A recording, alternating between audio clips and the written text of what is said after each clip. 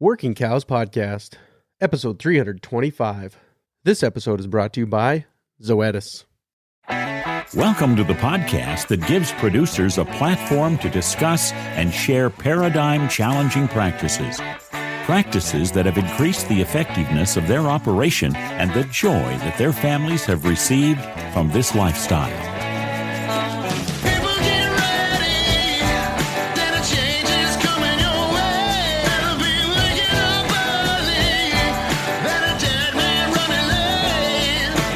Howdy, everybody. It's Clay Connery, host of the Working Cows Podcast, recorded exclusively in the C90 Ocean Minerals Studios.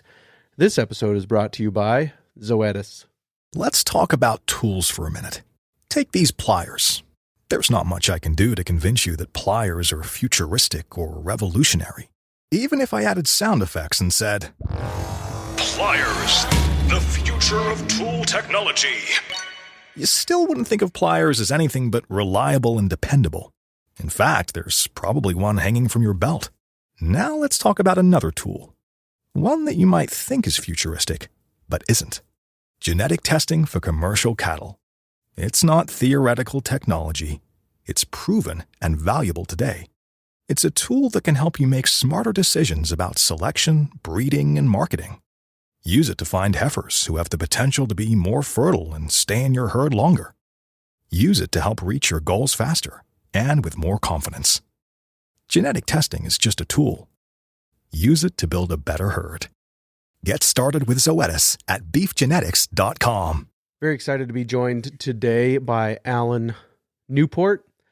You may know Alan from his career in journalism. He's done a lot of writing for different agricultural publications over the years, and very excited to talk to him about a producer's perspective on ultra-high-density grazing. We've gotten the guru's perspective from Ian Mitchell-Innes and Johan Zietzman and Jaime Elizondo and others. But it's fun to get a producer's perspective, somebody who's implemented these changes and seen the difference that it makes in their operation. And so very much looking forward to this conversation with Alan. Alan, thanks for joining me today on the Working Cows Podcast. Sure. I have been connected with you through various social media channels over the years and have had your name dropped to me probably in conversation a couple of different times, and finally connected with you to get together for an episode. And I think that you've got a unique set of experiences throughout your career as far as just kind of the breadth of what you've been able to see through kind of an ag journalism career. So could you just tell me a little bit about that, a little bit how you got started in it, and then we'll talk a little bit more about grazing management and genetics.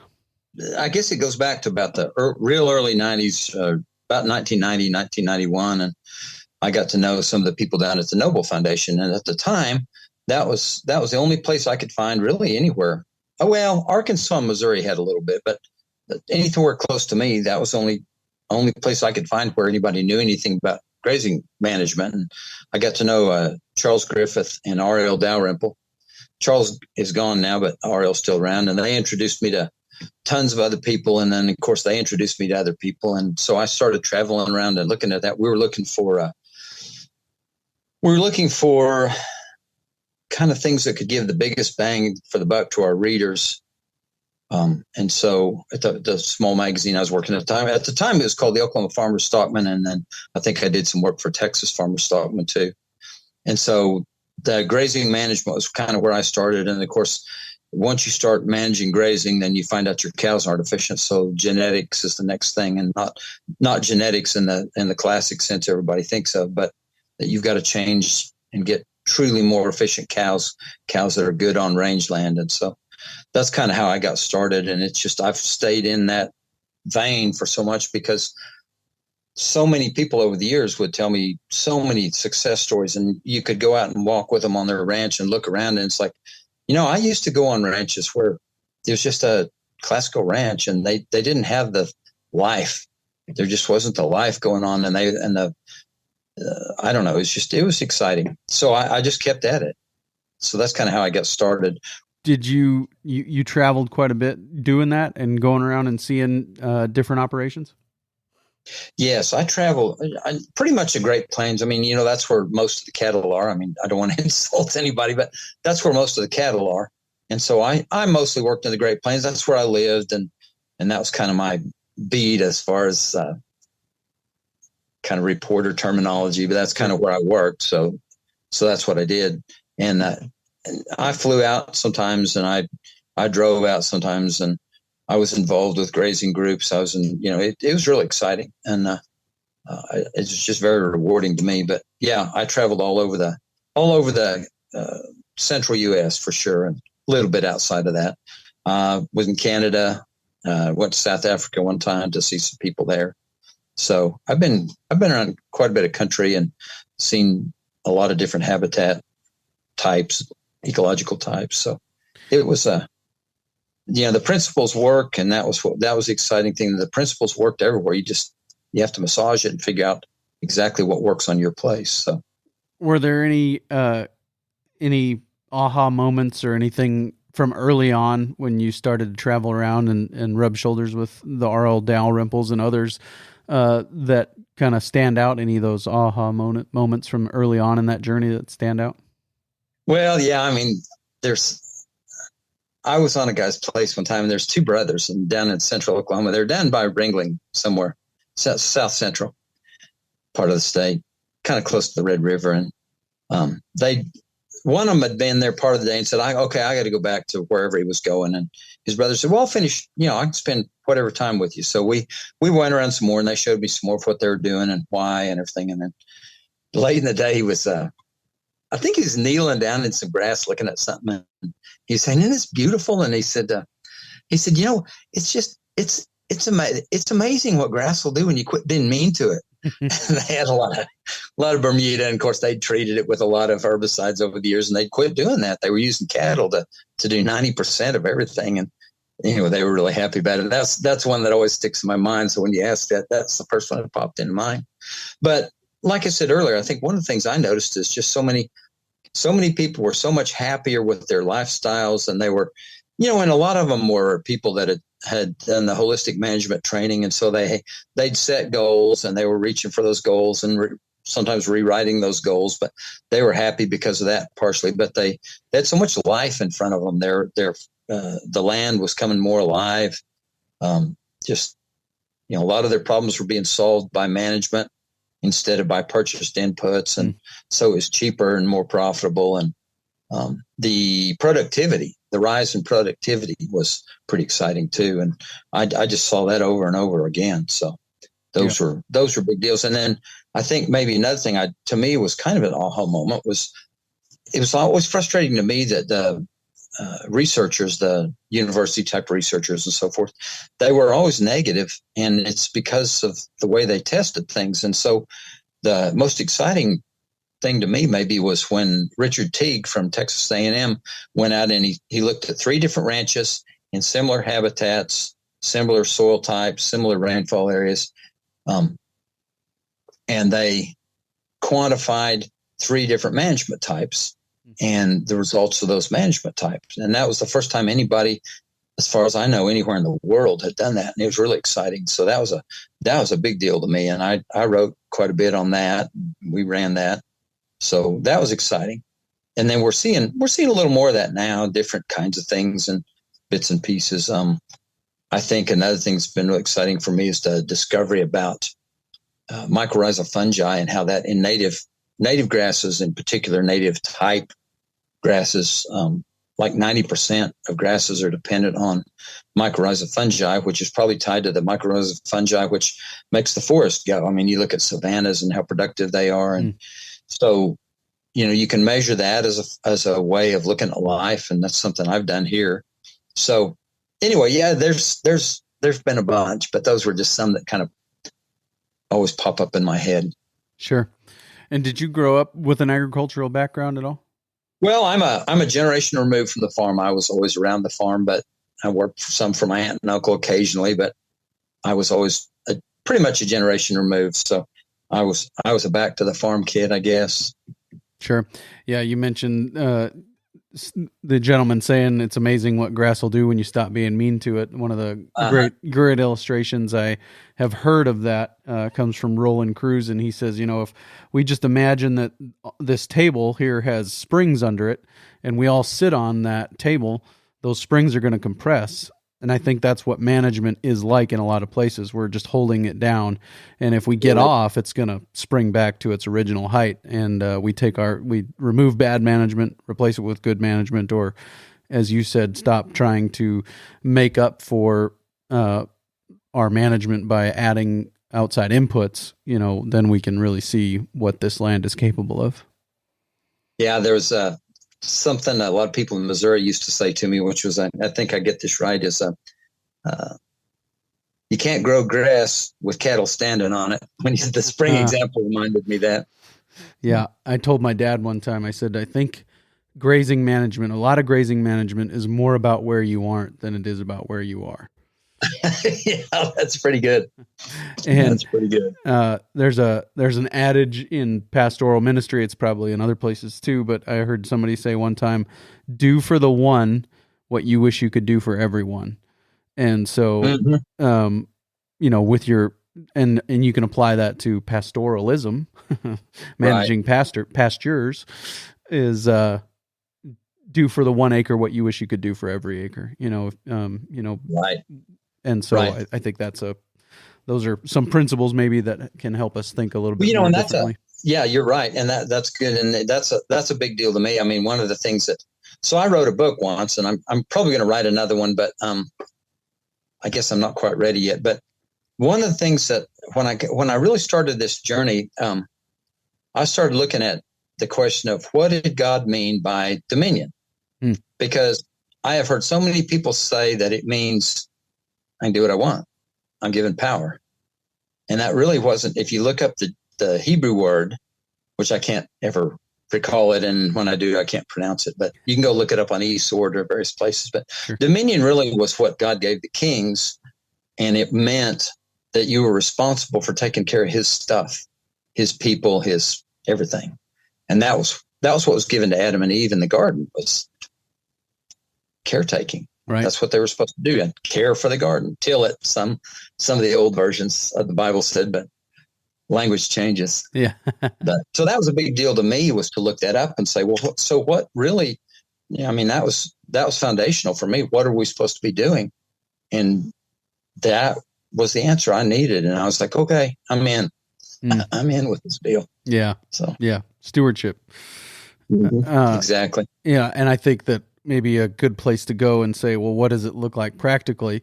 Go to the parable of the talents. Is it going to be better when he comes back for it than it is when you got it? Is it going to be 10 times what it was, or are you going to bury it in the ground and sit on it? Yeah. Well, you're going to compress the springs. Yeah, for sure. That's good. So kind of in your travels, what were some of the things that stood out to you as maybe as you said, we were trying to expose our readers to the things that would offer them the most bang for their buck? What were some of the things that stood out to you as most bang for their buck kind of changes they could make?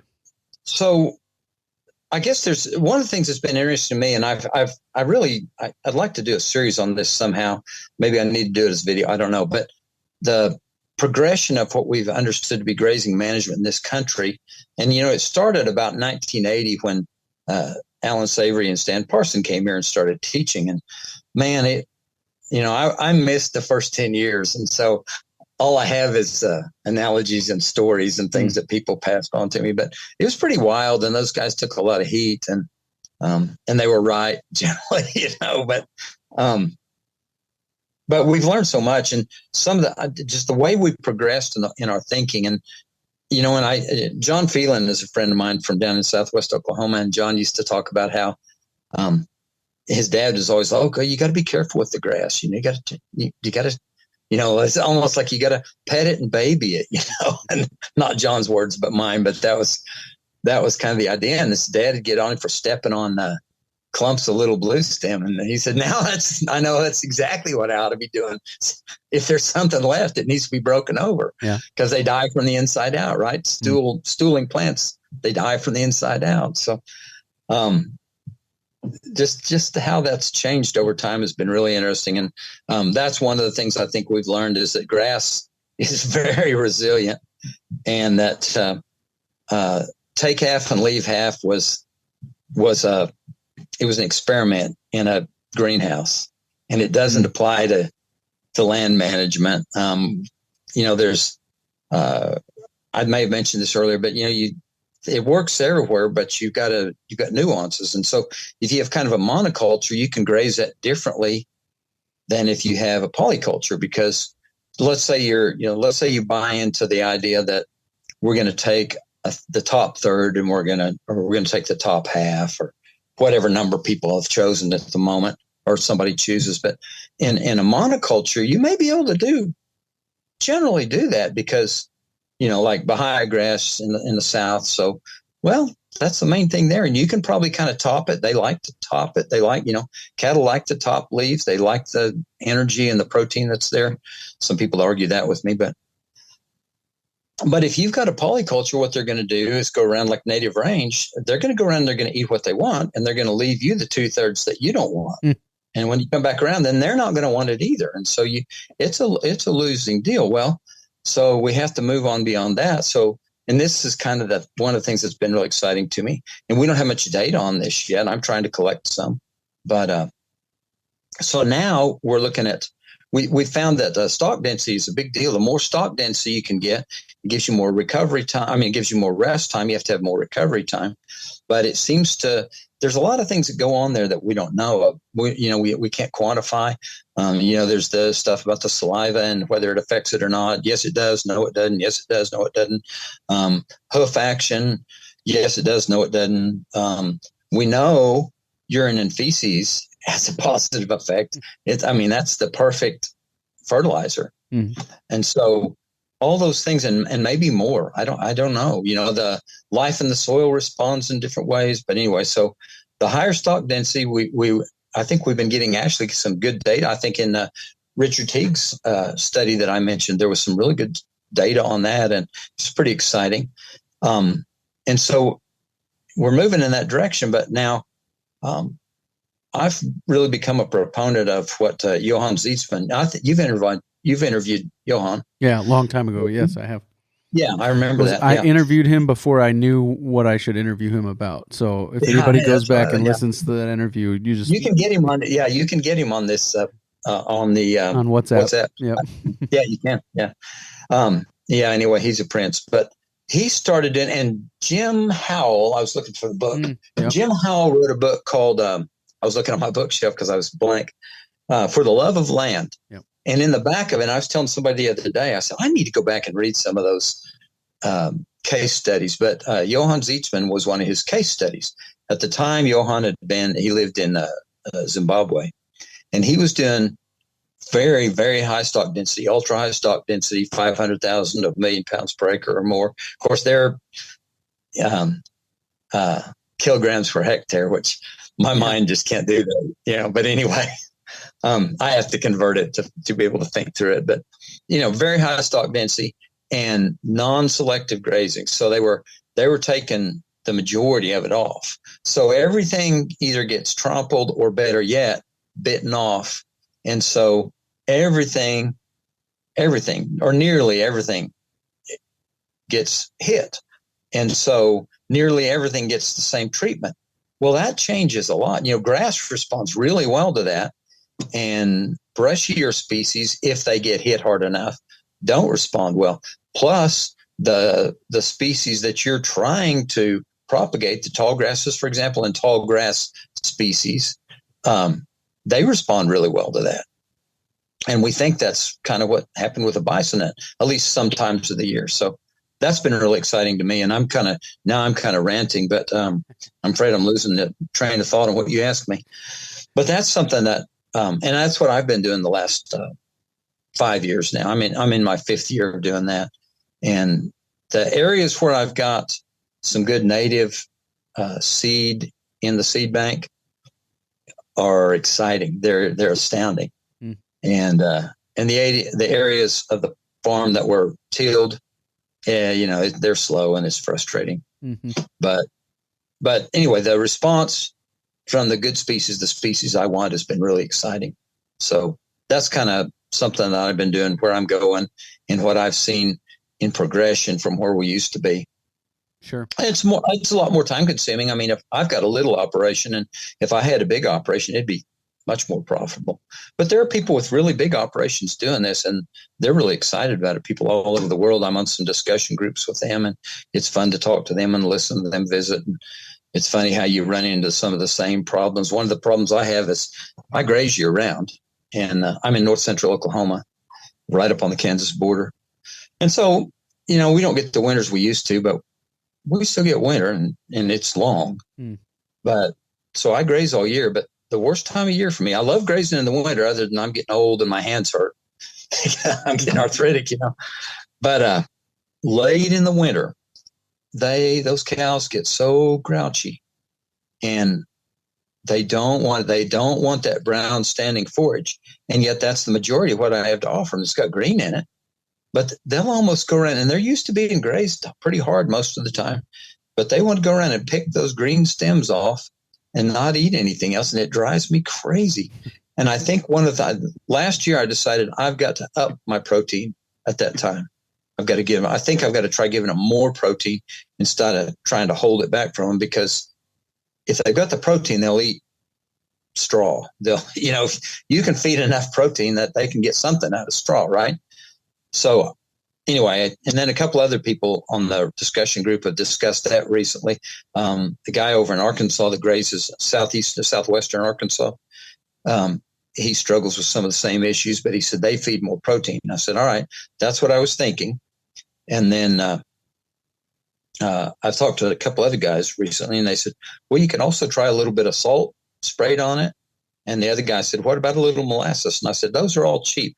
I'll try them, because there's about a month there. I used to think May was a good grazing month when I was young, but I think maybe we warmed up better in May or something. I don't know, but maybe I wasn't involved enough. I didn't pay enough attention. But May is not a good grazing month here, and we're on old stockpiled forage with a little green in it, and the cows are really grumpy. And it's hard, I'm not one to lose. I've just come out of winter, and I try to kind of maintain through winter, calve on green grass. And so I don't want them to be too thin before I want them to gain a little weight, because I don't want to wait too long to calve either. And so it's really May. I hate May anyway. So that's one of my struggles. And it's been interesting to watch others talk about that on this discussion group. So, there's a lot of things to be learned like that, but that's one of them. And that's one of the things I figure I don't have figured out. And then here's another one I didn't have figured out. So when I come around the second time, usually what I do is I graze different places on the farm. And so I graze one place 1 year in the summer and another place another year in the summer. And I'm kind of on a switchback, but I try to move around a little more than that, so I get more variability, so I don't go back to the same places and do the same things. But what I do too to get quality is during, because I've got calves. And so I come back over the second time. Well, 2 years ago, and I think this happened to a lot of people that don't even graze like I do, but 2 years ago, we were running low on forage, and I was coming back, and I thought, man, I was having to give them more, and there wasn't much there. And there's a little fescue understory all over that place, or well, a lot of it.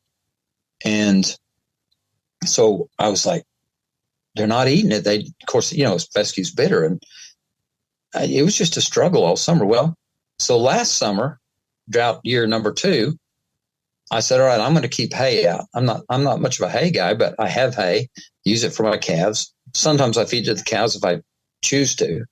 So I started keeping a bale of hay out.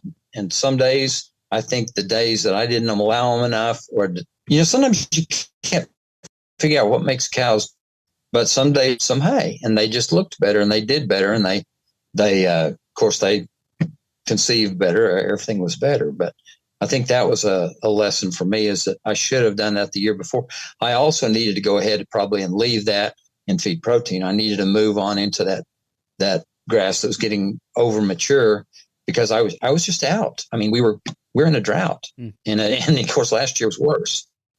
But right. Anyway, 2 or 3 things that I've learned along the way in this And this is kind of, to me, in probably my lifetime, the final iteration of the travel. I mean, I'm probably not going to see anything change much beyond that, because this is kind of the early stages of that UHDG, ultra high density, non-selective grazing.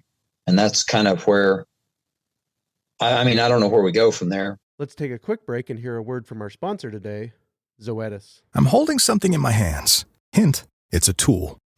Centuries ago, it might have been considered futuristic or super advanced. But now, there's one in every toolbox, and we take it for granted. What is it? It's a hammer. Now, what if I told you that the same practicality and dependability in a hammer is now available in another sort of tool? A tool that you might think is futuristic, but it isn't. It's genetic testing for commercial cattle. It's not theoretical technology. It's proven and useful today. Use it to find heifers who have the potential to be more fertile and stay in your herd longer. Use it to help reach your goals faster and with more confidence. Use it to help make smarter decisions about selection, breeding, and marketing. Use it to help improve the quality and performance of your cattle. Genetic testing is just a tool. Use it to build a better herd. Get started with Zoetis at beefgenetics.com. With the protein supplement, are you using urea, or you find something else cheaper to supplement with that? No, for me, and if I had a bigger operation and a little bit of equipment, I could probably come up with a blended supplement that would be cheaper.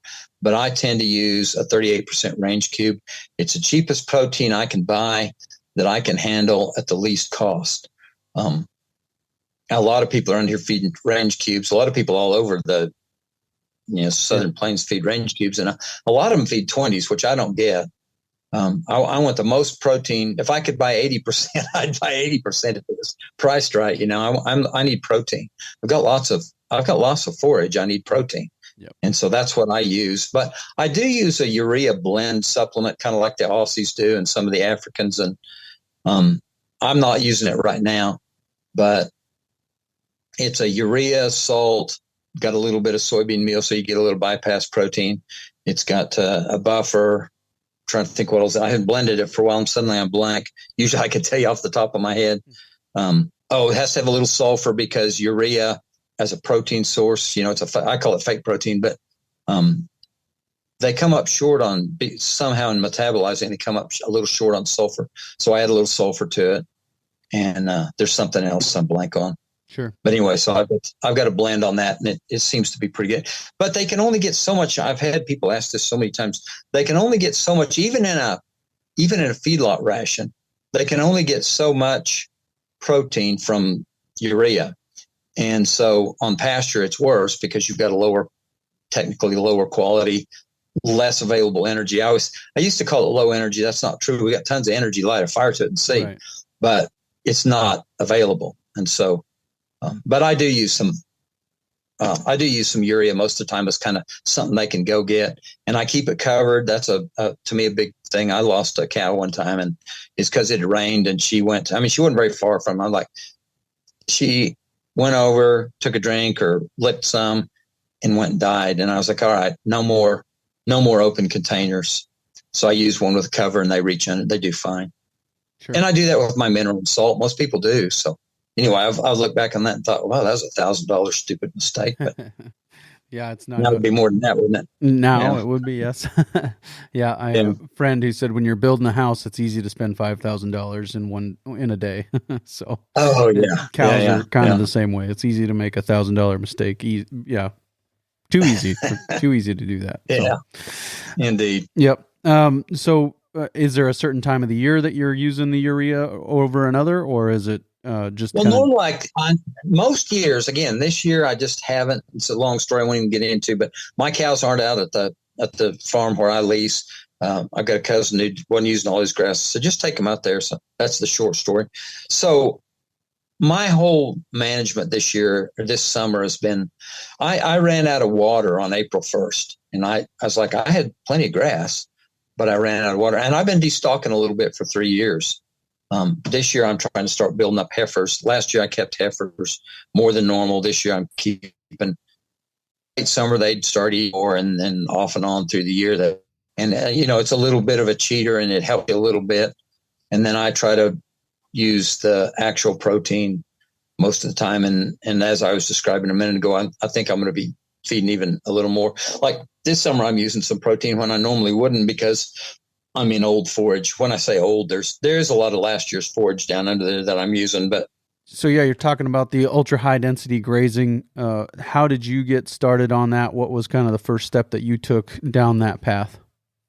I guess I tried it here at home. I've got a small acreage here at the house, and so I would try a lot of things here before I leased any place. And so that's what I did is I tried it on a small acreage and watched the cattle, tried to keep them full. And that's a really good place to start. I know R.L. Dalrymple used to talk about how to get started a lot. He was pretty good about that. And one of his favorite things to tell people was just, fix a little grazing cell up by your house and put some heifers or some steers in there and buy some if you need to, whatever, but put something in there that's not part of the main operation or that you can feed them out of it, whatever, and learn about it. And so that's kind of what I did is I started out learning.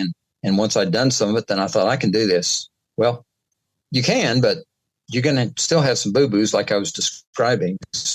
What have been some of the lessons that you've learned over the 5 or 6 years you've been doing this? Starting out, your cattle are not going to be a very good fit if you're going to do it. So don't hesitate to supplement. I know, my deal was like, well, I want to try to pick the best ones. Well, there probably aren't any, but just supplement. The ability to run more cattle is a pretty big deal. And so supplementing them it's going to be part of your expense. And so as they get better, you start getting better cattle, then you'll be able to slowly cut back on the supplement, but you're still running more cattle. So you're still arguably, and you can get into a big argument about the economics, but you're still running more cattle on roughly the same overhead, fixed costs. Let's put it that way, on roughly the same fixed costs. So potentially, if you push your pencil, you should have the opportunity to make more money, and certainly you're going to improve your land. So it's always a balance. And one of the things Johann Zeitzman always talks about is there's a time to favor the cattle and abuse the grass. So like calving would be one of those times. So when when they're nursing, if you need to, you pull back and favor the cows a little bit. That's something that was hard for me because I was like, well, I know I should, but anyway, you just need to do it. So there's some things like your treatment across your land over time. Don't do the same thing, the same place every year, which anybody that practices grazing management of any sort should know that, right? But those are some of the main ones. And then the twice over summer grazing is a big deal. It's a good opportunity to come back into fresh forage that's green and leafy and has higher quality. Just be sure you're getting enough in them, and be sure that you don't go back to that place next summer that needs to rest all summer and be a part of your winter stockpile. So, right. Some things like that. Yeah, that was a recent eye opener to me. Was if you're going to do the ultra high density grazing, that you've got to basically use half of your ranch during the summer, and then the other half during the winter, and then that half that you use during the summer last year is the one that is going to rest all summer, and you'll use it next winter. Is that kind of match up with what you're? Right. In my location now, if you're like the people out in the Chihuahua Desert, they'll have more layover because they have they may not graze everything every year. People in the Rocky Mountains, I know Jim Howell did some work there showing that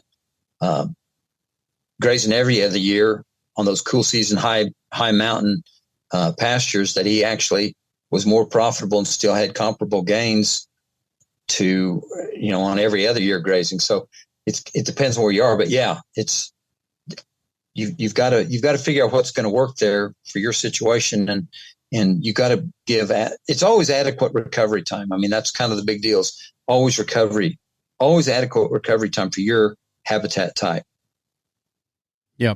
And that recovery time is really connected to the way that it was used. The way that you utilized it is going to be Right. a big determiner Right. about how long that recovery Right. time needs to be. Right.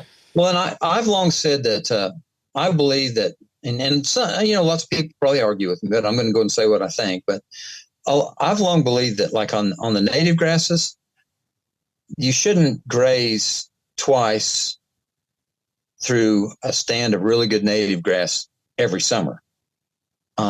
So you could do what I'm talking about. You could graze it in the spring when it's, or early summer is probably what I should say, and then come back into it.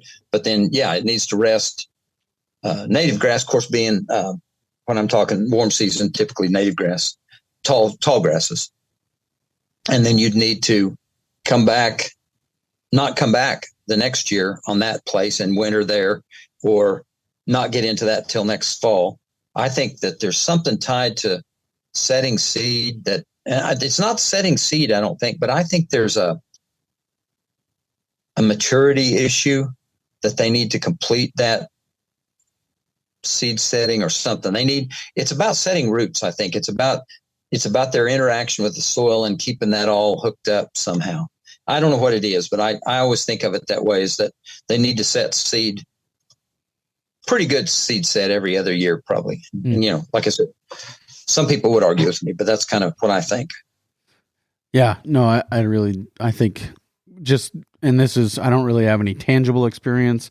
I've been trying to do just the start every year in a different place and go around the whole place, though, rather than concentrate on one half of it and then use the other half the next year. Because we're doing strictly growing season grazing, custom grazing, and we're looking at maybe trying to do some bale grazing during the winter months in future years, because there's so much of that place that was hayed for so long that it's going to take so long to get it back in good shape just by trampling and laying down. I understand. They did some kind of cool stuff. I'm trying in North Dakota with some folks that were doing.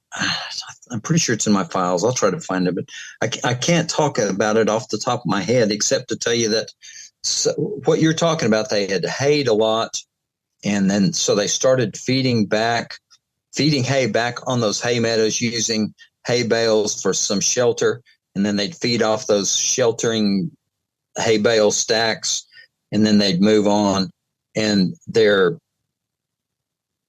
production went up a lot on those locations. Right. So yeah, that fits what you're saying, I think. Yep. And the guys that I've talked to or seen have said that feeding hay, strategically spreading out your feeding area across the whole area that you're feeding on over the course of your feeding period will net results quicker than bale grazing, but the results from bale grazing will be better in the long run than feeding hay across those. Yeah. So I've seen some data like that too. And I also think, and I think this is another to be more flexible. I paddocks a year, every year for the last 3 years. This year's, and I was until April 1st, I was still doing the same thing. That's a lot of paddocks and a lot of fence building.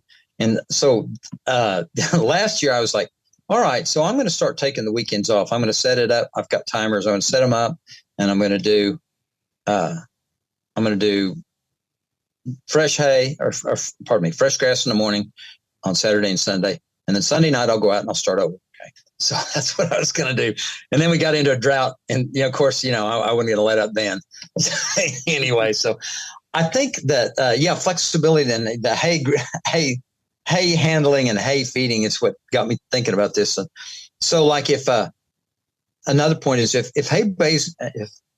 bale grazing works better for you than rolling it out, then that's what I'd do. Even if it wasn't maybe quite as effective, because you've got to do what works, right? Right. I mean, and if you're making progress at all, you're making progress. So, I mean, that's a big deal to me. It's like, I just wanted to see what I could do in 4 or 5 years. And so I did what a lot of people, and I'm still looking for some of my location pictures. I want to go back and take pictures this year again, like I did the first year. But I would go see people, and I'd almost always ask them, "Did you take any pictures? Do you have any?" Of course, soil samples back then, we didn't. Soil samples weren't very good for pasture. They're pretty lousy. They didn't even take organic matter in most states. They sure don't here. But I would ask them, "Do you have any data like that?" I think that'd be really cool if you had any. Well, I got a picture of this draw back when my granddad had it. Well, that's good. but they didn't have any data at all. And so first thing I did when I released this place is I got out here and I took Haney samples, soil health samples, and I took, and this was all the same thing. And this was all GPS. So I can go back to the same approximate locations. I avoid anomalies like rocks, obviously. I wouldn't drill through a cow pie.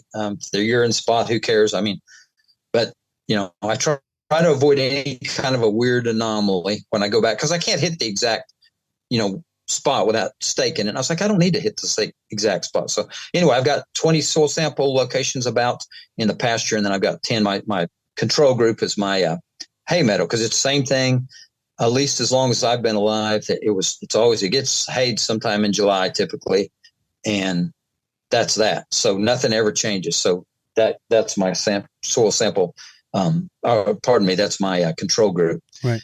So I've got all that, and then I called the NRCS and I said, "Hey, would you come out and do a couple of transect?" So they came samples, but I didn't do my transect lines. I thought, this is terrible. I don't deserve this. And so I waited till this year, and I called them back, and they came out and worked with me. We did soil samples. So I've got some data that's kind of cool. So anyway, that's fun. I'm gonna do some stuff with it. But yeah, what were some of the results of the soil samples in the transects over? Yeah, some of them were kind of surprising. So like the PLFA test, which give you they look at fungi and bacteria ratios and types of fungi within limits, like arbuscular mycorrhizae and saprophytic.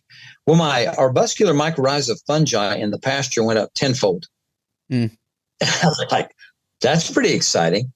And and here's the part that blew my mind. In the hay meadow, it dropped. I don't remember what the percent was, but it was significant. It wasn't like, if it had been 2%, I'd say I was the same, but it dropped 30% or something. I was like, why? I don't get that. But anyway, that was surprising, but exciting. My soil health rating went up quite a bit in the pasture. My carbon was down. I was like, we're in a drought. I'm not surprised at that. Sure. So my carbon nitrogen ratio did not improve, but it didn't in the hay meadow either. So phosphorus was up. The usable phosphorus was up quite a bit, which you'd expect to match the mycorrhiza fungi. I say that it was up in the pasture. The pasture was where I saw most of the improvement. So that was the part. That's an easy way to say it. That was the part that excited me the most, was the improvement in pasture health, soil health, and then now what I'm seeing with productivity in the native grasses. There's about a fourth of that place that was never really plowed. It's got some disturbance areas, and they're not too good, but it's like chest high to me right now, and that's super exciting. And it was like knee high when I took the place at best. Yeah. So in a drought, it's chest high. Yeah. So those are some of the, just off the top of my head, some of the things that I saw from the soil samples. And then, there is one other really exciting thing. It's kind of implied in what I just said about plant height and everything. But let me see if I've got it. I did have a sheet. No, hold on. I've got it right here. Let me call this up, because I thought this was pretty exciting. One of the cool things that Noble Foundation did on their one of their ranches many, many years ago, Charles Griffith did this, was look at what was happening with they did a number of transect lines, and they looked at what was happening. And they only had 17 paddocks at the time. Coffee Ranch is the name of that ranch. And I've still got all that data somewhere, but they really saw a big change over the first 3 years in tall grass species versus, a true weed species. We get some grazing on ragweed, but it's not what you want, right?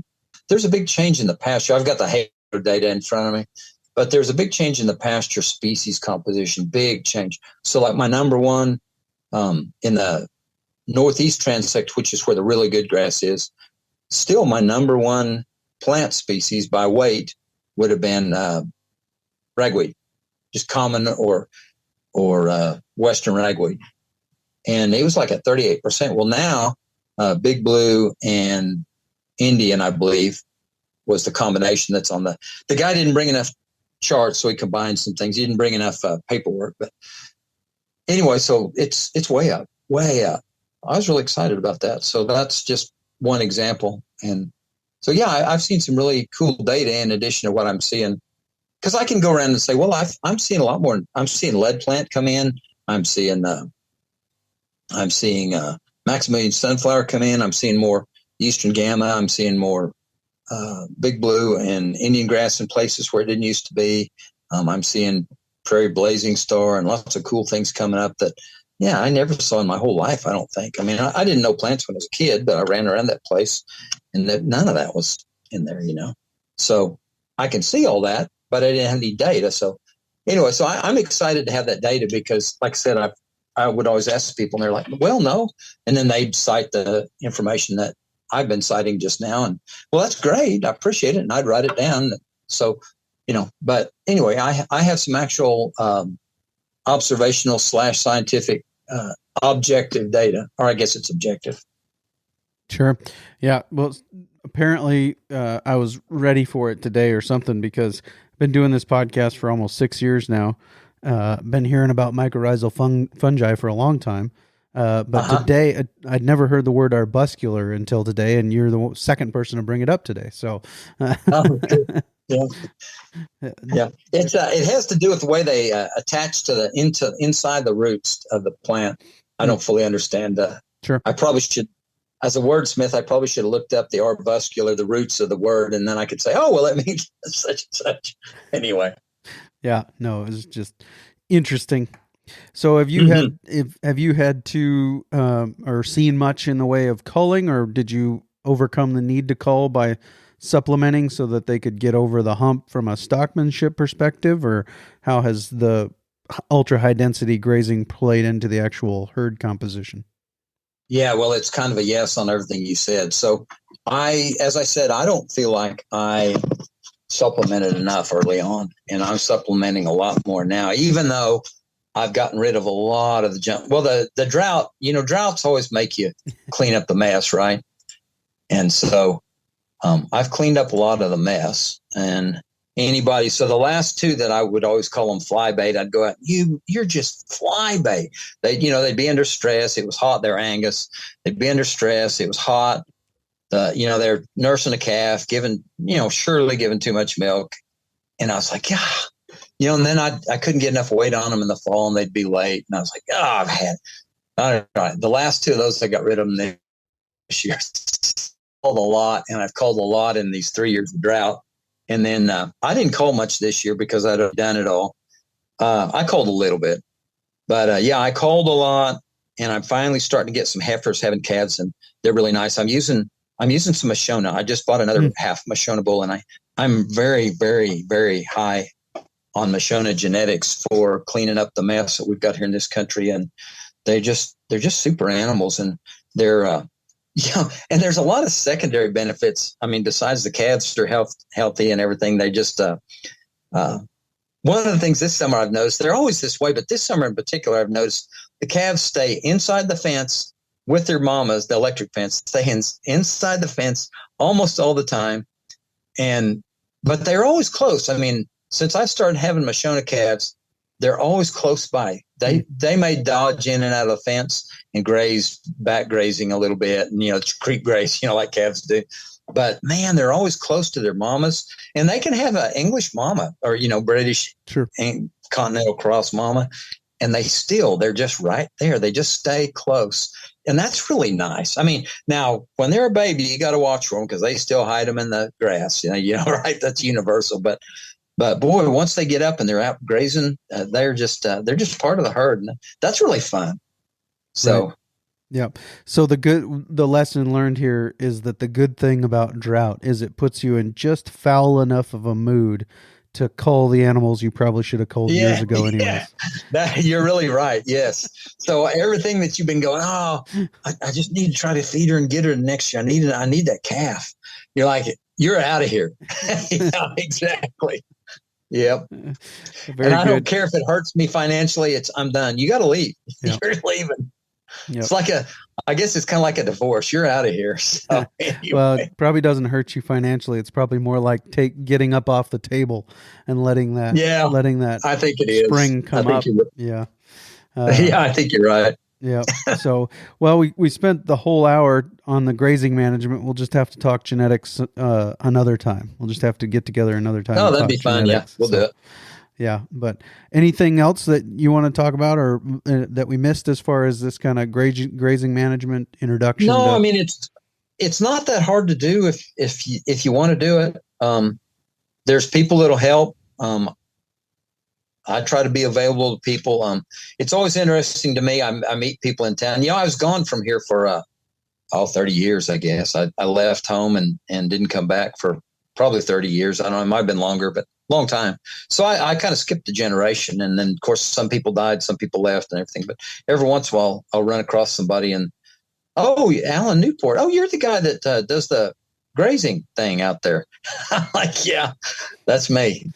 But so I think I'm better known locally than people admit. But, nobody ever stops and says, what in the heck are you doing? So you're doing your ultra high density grazing right up against the highway, so everybody can drive by. Yeah, and look at we live by not very far from the Arkansas River, pretty close, and so they put a dam in there when I was about, I don't know, I was in junior high, probably 13 to 14, 15, I don't know, early high school maybe, but anyway, in the 70s they put a dam in there, Kaw Dam, named for the Kaw Indians, and so there's a lot of traffic goes east of the little town where I live, Newkirk, goes out that river road, and I am right on that. It's a blacktop road. We call it River Road. It's got some other name, but everybody calls it the River Road. It goes out, crosses the river, and then there's several recreational areas you can access from there. So a lot of people take that road. And then, of course, there's, a lot of the local people, they drive it because they can get home easier that way than driving. If you don't live very far from there, you just go blacktop, get to your house. So there's a lot of people drive that road. Sure. Yep. No, I always appreciate that when people are willing to do that right up against the highway and all the locals are driving by rubbernecking. Yeah. Like, what the heck is going on? Yeah. Crazy dude. Yeah. Well, very good. Alan, I appreciate your time today. Thank you. Hey, I've enjoyed the visit. Very good stuff there with Alan. Really appreciate his time and him sharing his perspective. Really looking forward to next week on the Working Cows podcast. We'll be talking to Alex Johnston, and Alex is a guy that was traveling through, flew into Houston, I believe it was, and driving up through my neck of the woods, but he drove all the way from Houston up through Missouri and Oklahoma and Texas, of course, and came in to my neck of the woods and stopped in and just had a chat with him about some of the differences that he notices between the United Kingdom and where we're at and some of what his goals are for his trip through the United States. So excited to share that with you coming your way real soon on another episode of the Working Cows podcast. We'll see you then. We invite you to visit workingcows.net to subscribe to the show via iTunes or Stitcher. You'll also find detailed show notes pages, resources from our guests, and the industry leaders who have influenced them. For more ideas on putting your cows to work for you in a more profitable way, tune in next week.